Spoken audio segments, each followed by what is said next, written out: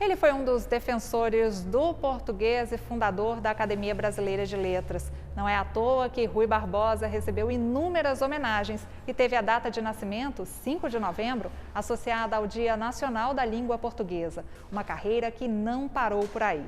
O baiano também foi advogado, jornalista, político, jurista, diplomata e lutou por garantias. A partir de agora, o Repórter Justiça mostra que juntos, direito e linguagem são importantes ferramentas de transformação e de inclusão social. Valdirene convive há 4 décadas com uma neuropatia periférica, doença que atinge os nervos que saem da medula espinhal e vão para partes do corpo, como as mãos e os pés. O diagnóstico veio cedo quando Valdirene tinha apenas 4 anos. Ainda menina, começou a usar muleta para se locomover. O problema evoluiu e, com o tempo, a então professora passou a andar de cadeira de rodas. Percebeu aí um mundo cercado de preconceito. Não era incomum ouvir pessoas se referirem a ela como aleijada ou paralítica. O termo aleijado, ele dá a impressão de que a pessoa é incapaz de fazer as coisas. Incapaz de fazer tudo. A pessoa tem que ficar presa dentro de um quarto, não pode sair nunca para fazer nada. E se a pessoa não tiver um incentivo da família, ela realmente fica, porque ela vai se sentir a pior das criaturas. Em 1981, quando Valdirene era pequena, o termo usado era pessoa deficiente. 7 anos mais tarde, a Constituição Federal adotou no texto a expressão pessoa portadora de deficiência. Na década de 90, surgiu uma nova nomenclatura, pessoas com necessidades especiais. Já em 1994, a Declaração de Salamanca trouxe para o vocabulário pessoa com deficiência. Se ela anda de muleta, se ela anda na cadeira de rodas, se ela não tem uma perna, não tem um braço, não tem uma mão, é uma pessoa com deficiência. Então isso aí ficou bem melhor. A expressão está na Lei Brasileira de Inclusão de 2015. É a mais correta. Essa inovação, no entanto, não acompanhou outros textos, considerados por especialistas defasados por não terem sido atualizados ao longo dos anos. Não se trata apenas de uma questão semântica, né? A utilização dessas terminologias, mas sim se trata sobre reforçar estigmas, reforçar discriminações. Então, daí a importância de se utilizar termos que condigam com a busca pela inclusão das pessoas com deficiência e superar essas barreiras de acessibilidade dizem respeito também à utilização dos termos apropriados para se referir às pessoas com deficiência. A gente precisa estar atento, né? Porque nós somos também sujeitos responsivos no mundo. Então, a linguagem, e falando desse meu lugar como linguista, nós precisamos estar atentos, né? Para a gente não utilizar esses termos que são pejorativos e que, de uma certa forma, subalternizam ainda mais as pessoas com deficiência. Então, é esse cuidado que nós precisamos ter. Subalternizam e machucam. Na Paraíba, José Erinaldo volta e meia vive o peso da discriminação. Descobriu uma deficiência auditiva em 2016. Desde então, vem lutando contra o preconceito. Já fui chamado de moquinho, surdinho, né?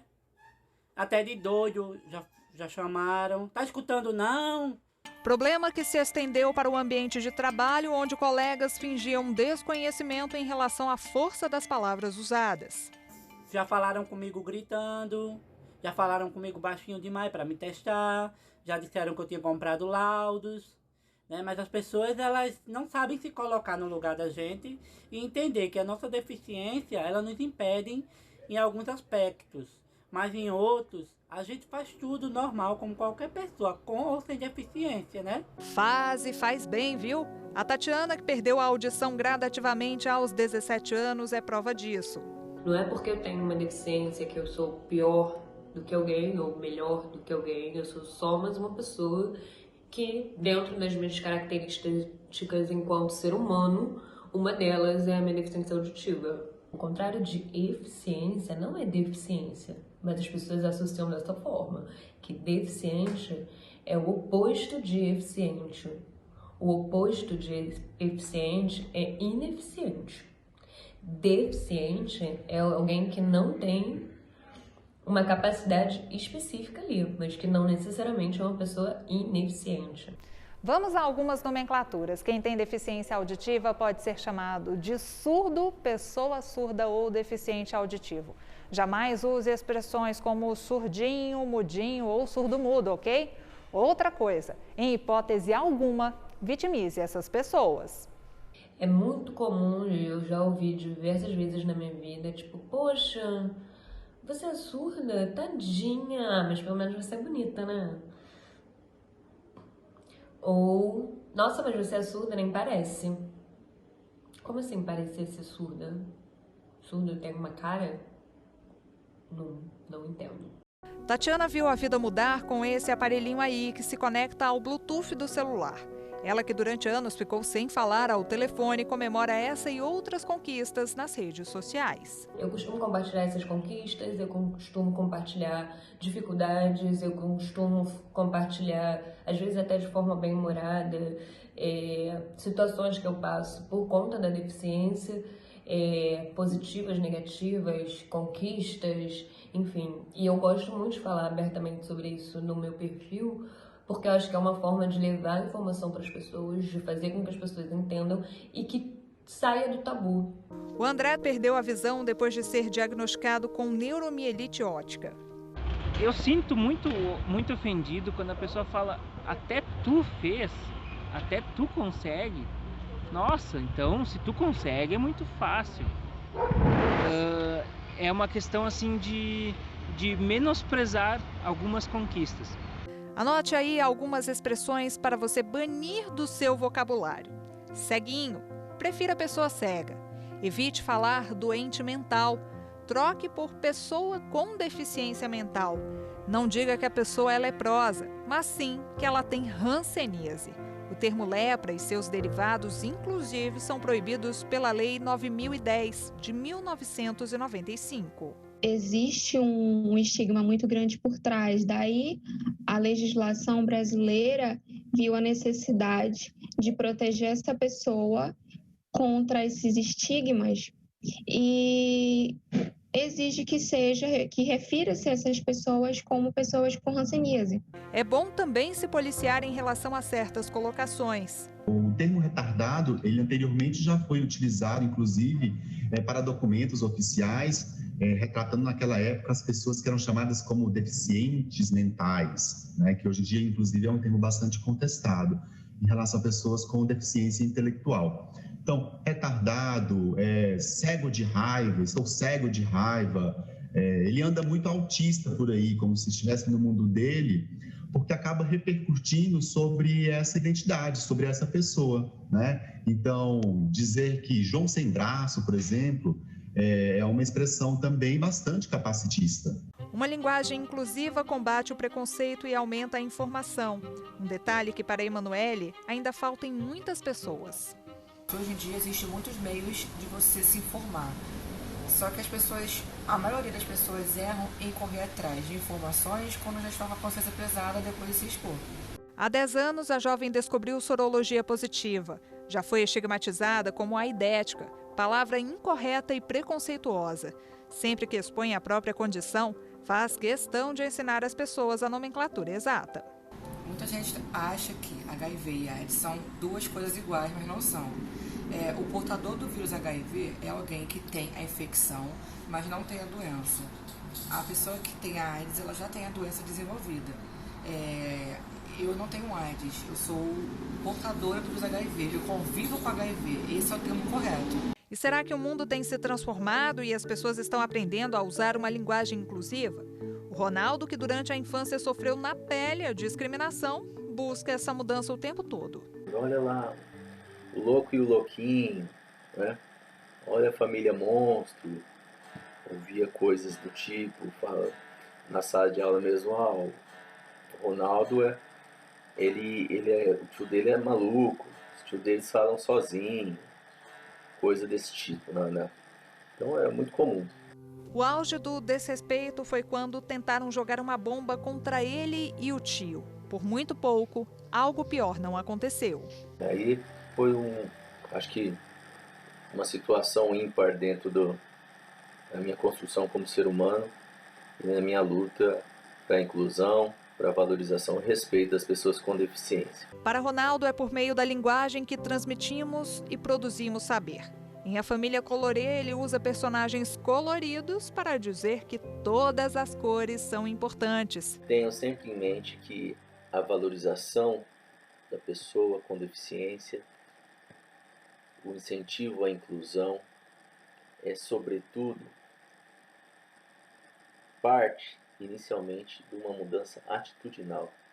É de você olhar o outro, não de cima para baixo, mas do mesmo nível que o seu. Entender que ele tem também uma história, familiares, amigos, e é uma pessoa assim como você, com qualidades, com virtudes, com defeitos, enfim, um ser humano. Ei, você aí de casa consegue me enxergar? Eu, Fernanda, tenho os cabelos castanhos, um pouco abaixo dos ombros e estou vestindo uma blusa mostarda. Mas e agora? Alguém consegue me ver? No escuro, o Matheus e a minha xará Fernanda se apresentam. Vamos combinar, não pra saber quem vence ou não vence, mas que luz vai dar. Ele ficou cego depois de uma degeneração progressiva das células da retina. Ela só tem 13% da visão. O que os olhos deles não veem, o coração sente e a voz traduz em arte. É pelo canto que a dupla traz no show Livremente uma experiência sensorial. Acho que foi um show todo acessível para que as pessoas pudessem ter uma experiência sensorial com a descrição e pudessem entender, né, o mundo visual contado, né, pela audiodescrição, assistindo a música, mas com a sua imaginação em atividade. A música é uma arte generosa para as pessoas com deficiência visual, porque ela é puramente sonora, né? E ela expressa diretamente ao ouvido, que é um dos sentidos que a gente mais usa. Então, quando é um show, quando tem vídeo, quando tem a performance, né, uma pequena audiodescrição pode trazer um caminho de respeito e acessibilidade. A gente faz uma pausa e volta já já. No próximo bloco, o repórter Leonardo Ferreira fala sobre linguagem e gênero. Não saia daí.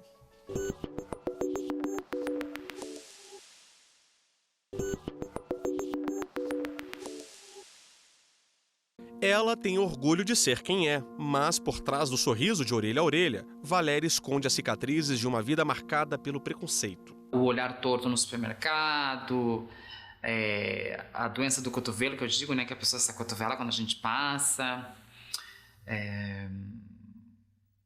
E essas microviolências que a gente sofre no dia a dia. Há 5 anos, a artista foi vítima de intolerância de gênero.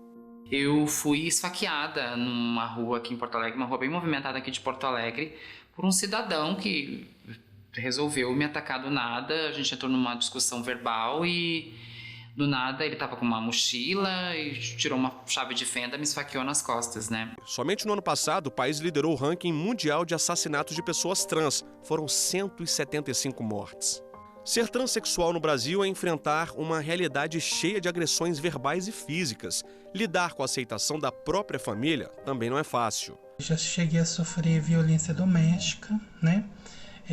Por causa da minha identidade de gênero, por ser trans, mas graças a Deus hoje, depois de muito diálogo, né, minha família me respeita, né? Isso que importa. E me ama como eu sou. O preconceito diário afasta milhares de pessoas como Paula das salas de aula.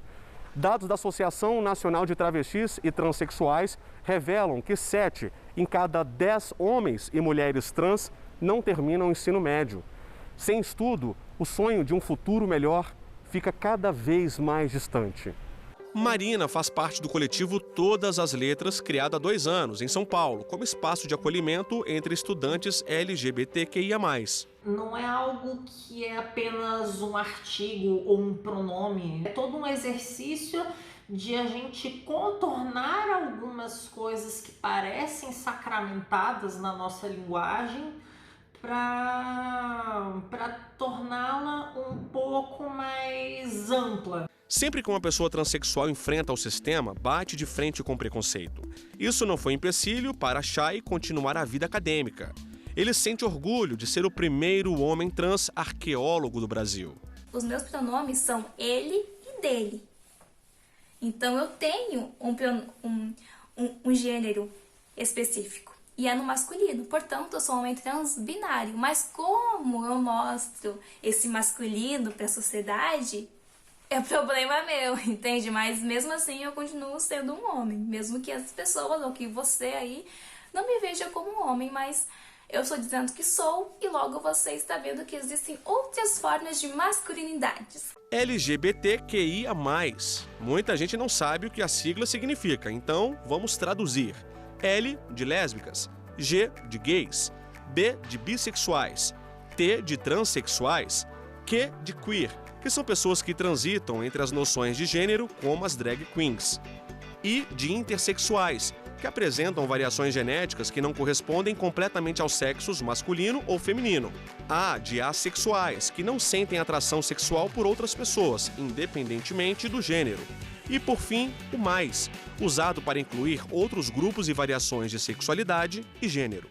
Tem uma infinidade de outros termos que, se a gente for adentrar realmente para convencer a sociedade ou para democratizar na sociedade esses termos, nós vamos levar um período muito longo. E se você tem dúvidas sobre como deve se referir a uma pessoa LGBTQIA+, pergunte, isso evita qualquer bola fora. Se uma pessoa tem uma aparência indumentárias do gênero feminino, obviamente que os adjetivos serão femininos. Ser masculino, serão masculinos. Ou se essa pessoa não deixa nítido que ela define essa expressão de gênero na sua aparência, ou ela mescla esses dois gêneros, né, na sua apresentação, a pessoa que está conversando ou em diálogo com essa outra, ela pode simplesmente perguntar: como você quer que eu te chame? Na medida em que o movimento ganha força, siglas, conceitos e ideias se transformam. Em 2019, o Supremo Tribunal Federal decidiu enquadrar homofobia e transfobia como crimes de racismo. O que o Supremo Tribunal Federal fez então foi reconhecer que esse processo discriminatório é sistemático, é violento, físico inclusive, e, portanto, então, havia a necessidade de reconhecer sociopoliticamente, portanto, a gente colocar isso, que raça é um conceito sociopolítico, reconhecer sociopoliticamente que esse grupo, então, era um grupo racializado. E aí, a gente tem, então, a proteção hoje da lei do racismo. É um avanço? É um avanço, evidentemente, porque reconhece um tanto de questões importantes. Nossa, você é tão bonita, tá solteira? Por que você ainda não casou? E aí, quando vai ter filhos? Nossa, você não quer ter filhos? Por quê? Nossa, ela tá mal amada, né? Tá naqueles dias? É TPM, né? Quem nunca ouviu isso? Que mulher pode dizer que nunca ouviu esse tipo de frase? Flávia tem na ponta da língua frases e perguntas que escuta com frequência. Por saber que determinados termos ofendem, a consultora de marketing adota a linguagem inclusiva como base de respeito. Seja qual for o tema, cor de pele, classe social, gênero, é muito importante a gente compreender que, como sociedade, a gente vive na pluralidade. E a sociedade precisa abraçar essa diferença.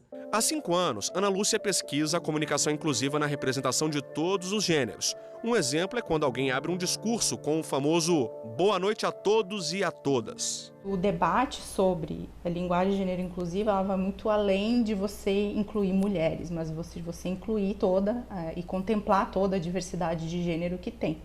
Agora a gente fala sobre linguagem neutra ou não binária. Hoje em dia, principalmente na internet, muitas pessoas têm substituído algumas letras como estratégia de inclusão.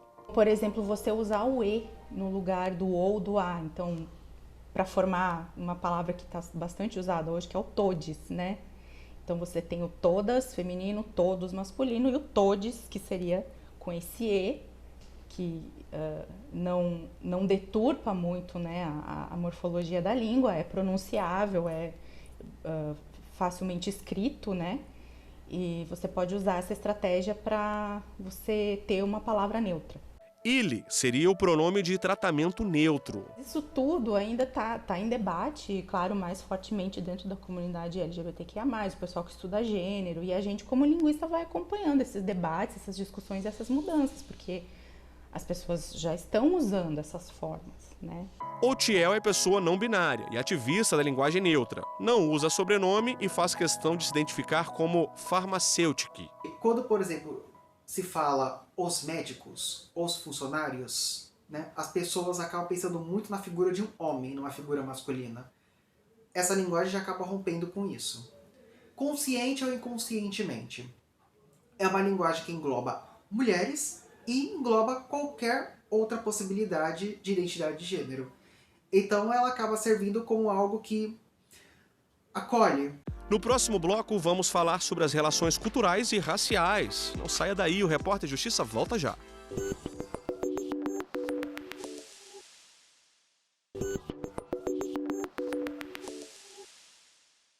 Reconhecer e se colocar no lugar do outro. Acolher, ter empatia. Para adotar uma linguagem inclusiva, o primeiro passo é eliminar expressões racistas. Eu fui chamada de muitos termos pejorativos racistas na minha vida e ainda sou, porque a gente vive numa sociedade que naturaliza o racismo.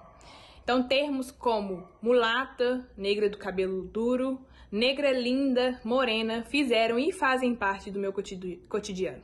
Preconceito antigo, termo novo. Racismo linguístico é o conceito de toda experiência que tenha a racialização da linguagem. Quando a gente fala sobre isso, é porque precisa rever muita coisa. A palavra denegrir, por exemplo, geralmente é usada para se referir a alguém que está sendo difamado ou injustiçado.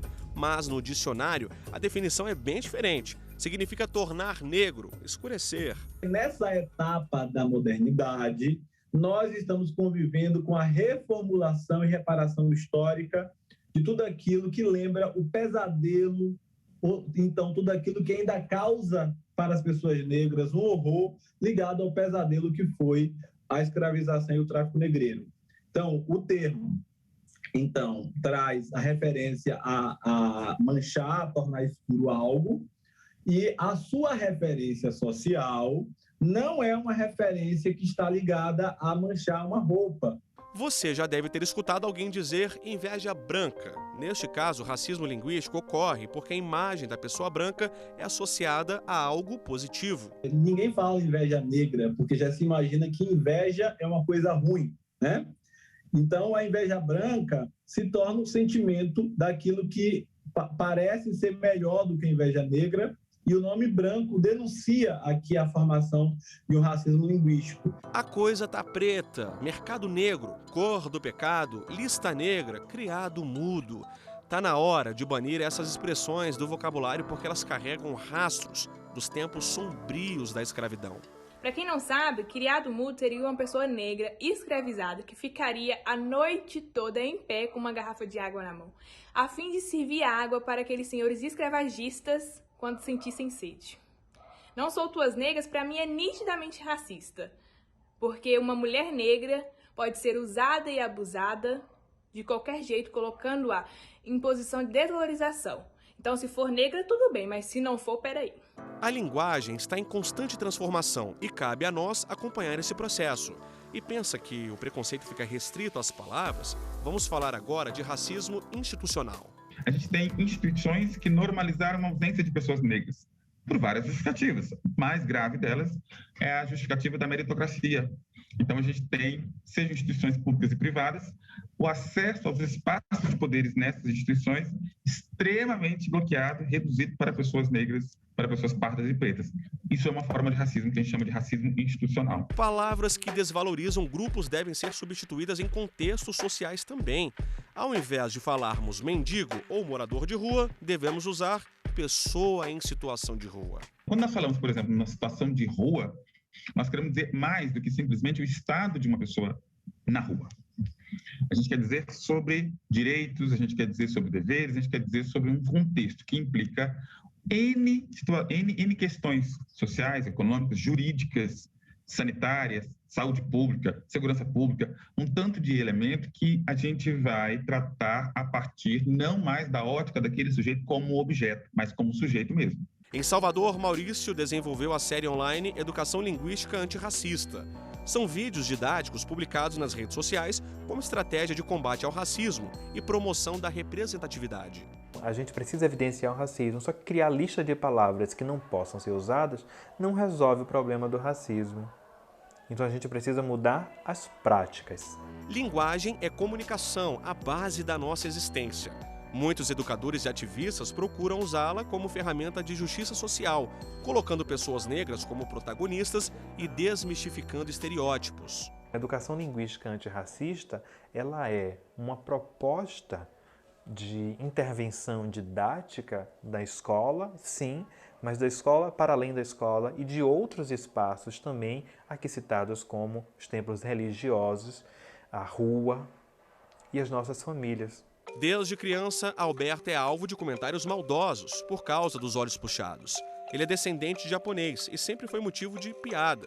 Aliás, o que para os outros era brincadeira, para ele machucava. Falavam que orientais têm olho rasgado, amarelo, xing-ling, tem um órgão sexual pequeno. Isso daí é bem comum e já faz desde muito antigamente, né? É preciso pensar no significado das expressões para que a igualdade estabelecida na Constituição Federal seja cumprida. A população indígena, por exemplo, sempre foi alvo de preconceito. Quem nunca falou ou ouviu a frase "que programa de índio" para se referir a uma situação que é furada? O que parece inofensivo reforça uma discriminação secular. O programa de índio diz respeito a essa relação colonial que ainda constrói uma ideia de modernidade, né? Porque diz respeito diretamente a um modo de vida que se supõe não é um modo correto de vida, é um modo precário que se supõe como um modo não moderno, como se o moderno fosse um exemplo de coisa boa e necessariamente necessária para todo mundo, né? Esses povos carregam saberes, cultura, identidade, costumes e tradições. Mas a imagem desse grupo ainda é distorcida por muita gente. Os preguiçosos, aqueles que não fazem nada. Então, também é muito comum dos não indígenas, né? Referir os índios, né? A nós como povo, né? Me marca-se muito quando as pessoas tratam a gente, né? Se inferiorizando a gente, né? Isso me entristece muito, né? E o Repórter Justiça desta semana fica por aqui. Já segue o nosso perfil no Instagram, é o TV Justiça Oficial. No YouTube, o canal é o mesmo.